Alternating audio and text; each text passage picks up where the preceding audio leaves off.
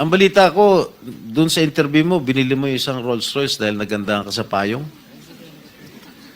Tama ba? Sir, yes po. Samantalang, ilan yung luxury cars mo? Nasa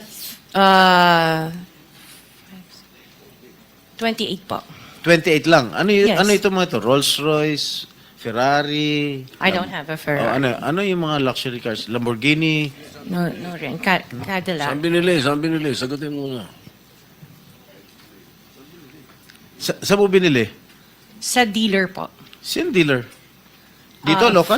Local dealer o sa abroad? Freebell Enterprises tsaka yung isa Auto Art.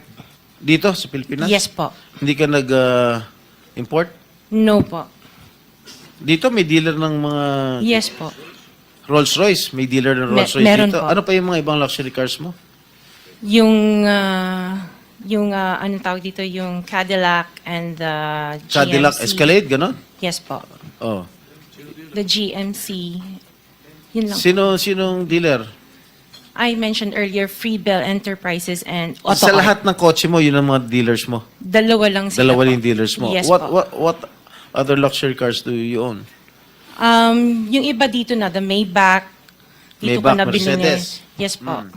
And then, yung iba, dito na rin yung Range Rover. Bentley. The Bentley dito na rin O, po. paano kayo nagka-interest sa kotse? Saan nyo gagamitin yung 28 kotse na luxury cars? Araw-araw gusto mo Collection. palit ng kotse? No, I have 4 kids that use it all the time for them to Oh, be 4 taken to kids school. lang. O, bigyan mo tig-isa, pero 20, ilan yun? 20 ka mo? 28? 28. Opo. My God. And you bought that from the taxpayers' money?